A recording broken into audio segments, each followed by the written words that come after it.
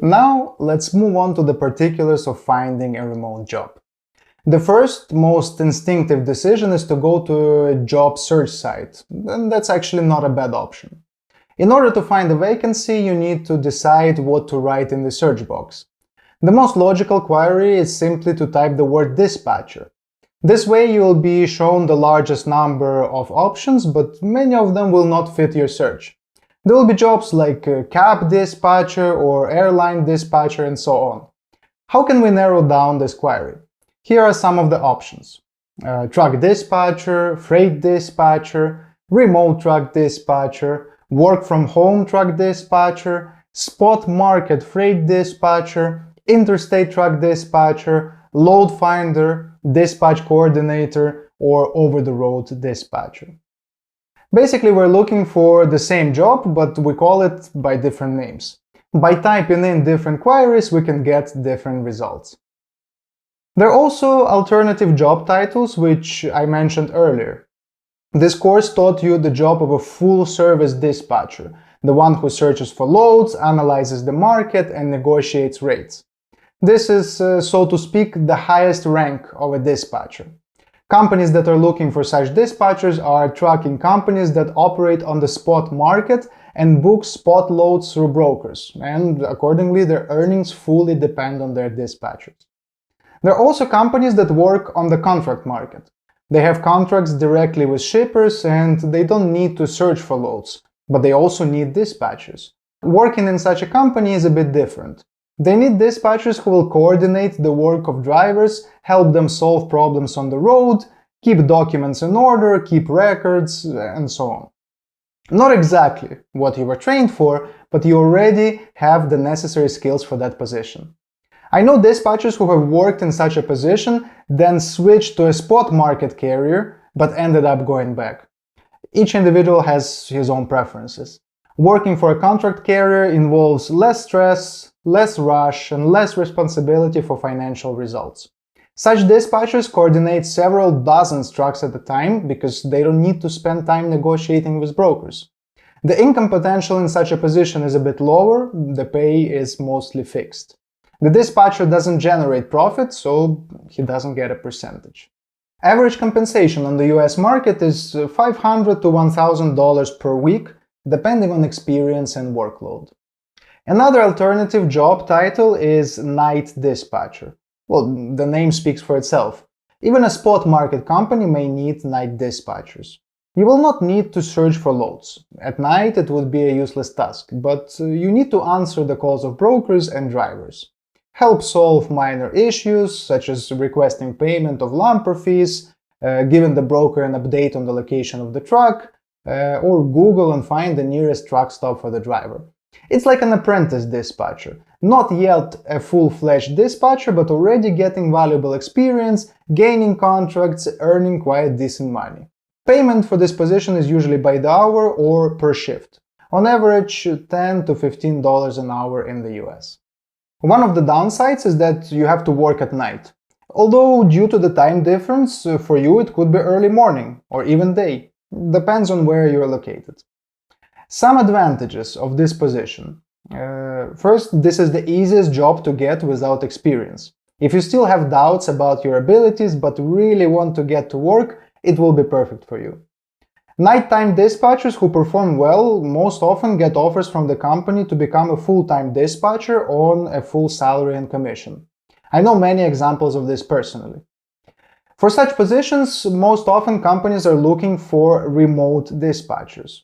There are also such positions in brokerage companies, and this is an important point. You can look for positions as an overnight broker. The tasks are similar, but you'll be on the other side of the game. If small trucking companies might get around without night dispatchers, broker companies cannot survive without them. Some job sites have filters for remote work, so go to the advanced search settings and see if there is a filter labeled remote. This will help sort jobs and speed up the search process. However, that's not a necessary step. Many of our students apply for vacancies that don't specify that they're remote and still get hired. When you use these sites, it's important to pay attention to the saved searches feature, because often these sites will collect statistics on your searches and then send you email notifications anytime there are new similar jobs. And it's a really useful tool to not have to sit and look at sites every day for jobs. It's a more passive approach. Can be useful depending on your urgency. Also, you can find employee reviews on job search sites. Study the reviews, if there are any. Pay attention to the specific details the employees point out. This will give you some idea of whether you would even want to work for that company. I think by this point you have a logical question. What are these job search sites and which of them should I use? Let's figure it out. First of all, look for jobs on specialized American platforms. The best known are Glassdoor and Indeed, but there are many others. In the appendix to this lesson, I attached a list of some websites with job openings. The key thing is to constantly monitor them, save your vacancies, and apply to as many as you can. The second option is Google search. If you type in a phrase like truck dispatcher jobs, on the first page you'll find the same vacancy aggregators like Indeed or Glassdoor. They're usually at the top of the list. But after trying different options and scrolling through further pages, you may come across less popular results. For example, a less popular job site or directly the website of a company that's looking for employees. This method can be fruitful if you take the time to do it. A good job posting on the top site might get a couple hundred applicants, but a trucking company that posted a quick mention on their website that they're looking for dispatchers is unlikely to be that popular. That means that your chances will be much higher. This approach is also great for finding a job in a dispatching company. Simply search for dispatching services, then call or email them asking for open vacancies. Another awesome tool is LinkedIn. There are a huge number of jobs for all tastes, as well as the ability to look for decision makers and HR managers and contact them directly. In the next lesson, we'll take a closer look at this platform and how to work with it. The next option is the online ads aggregators and classified sites. A great example in the US is Craigslist. It was this website that helped me find one of my first customers as a dispatcher, but you can use it for searching for dispatcher jobs as well. There are some nuances of using it. I'll show you what to do. You might need a VPN depending on where you're located. Any free VPN should work just fine.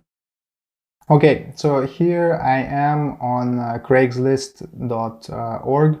It actually immediately took me to my location, Chicago. But it doesn't matter where you are, because over on the right here where it says worldwide, you can click on Americas and then choose United States. You don't have to let Craigslist know your location, and then you can choose any state, any city. I suggest looking for jobs in large transportation hubs, Dallas, Atlanta, etc. So Chicago is actually a great option, so I'm gonna go back to Chicago here. Now I'm interested in the jobs section. In the next module, I'll show you how to also use Craigslist for finding customers, for finding small carriers that you can dispatch, but right now we're focusing on looking for jobs. So going to the jobs section, you'll see many industries, but I'm interested in transport. And so as you can see, there are thousands of offers just in Chicago area. So if you go to a different city like Atlanta, the offers will be different. So you can go to different ones. But I'm going to specify, I will write dispatch or dispatcher. And here you go. I've already clicked on some, but you'll find many options here. Transportation company looking for experienced over-the-road dispatchers, load planner dispatcher, drive-in reefer dispatcher needed, remote dispatcher. So actually you'll find many job offers. Some of them will be remote, some of them will be in-house. If it doesn't specify that it's remote, don't worry, you can still apply and you can check. Not every employer will specify that this is a remote position, even though they're ready to hire a remote dispatcher. So here you go. These are just Chicago, more than 500 offers. If you go to a different city, once again, you'll get more offers. So this actually will give you plenty of job posts to choose from. Another effective platform for finding a job as a dispatcher is Facebook. First of all, Facebook has its own job section. You can just Google Facebook jobs. But that's not the most important thing. There are a tremendous number of groups and communities on Facebook related to the US logistics industry, trucking, and dispatching. Some communities have hundreds of thousands of followers. The audience there is very active, with discussions in the comments on hundreds of posts every day. I've saved a more detailed analysis of these groups for the next module on finding clients, but this is a very interesting place for job hunting as well. Any dispatcher should subscribe to at least a couple dozen of these communities, monitor the posts, and participate in the discussions. And for a dispatcher looking for work, it's a great place to network. I used to have more time to do it, and I actively corresponded in groups, learned new tricks, and discussed things that interested me.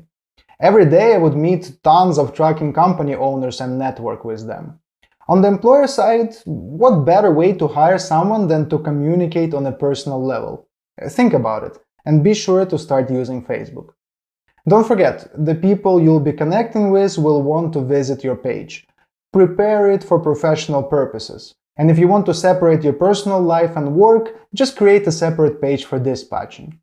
Post articles on professional topics, share your opinions, and ask questions. Even if you haven't yet become a seasoned professional, create an image of one, even if it's just on Facebook for now. To give you an example, one of our sales managers signs at least 2 to 3 new customers per week from Facebook just by communicating. And the people with whom he communicates are often looking for a team member, not a dispatch service, so that's a great opportunity for you. All things said, seeking employment is a great first step for a dispatcher. The main thing to remember is that finding a job is a full-fledged process, not just a passing step between you and the money you want. And you have to treat it as a process, with proper preparation, with effort and persistence. Be prepared to spend mental and time resources. And if your first attempts are not successful, don't be discouraged. This is just the beginning. Of course, without experience, finding a job is much more difficult and may take more time. It's going to be a lot easier from here on out. Be persistent and you will inevitably succeed.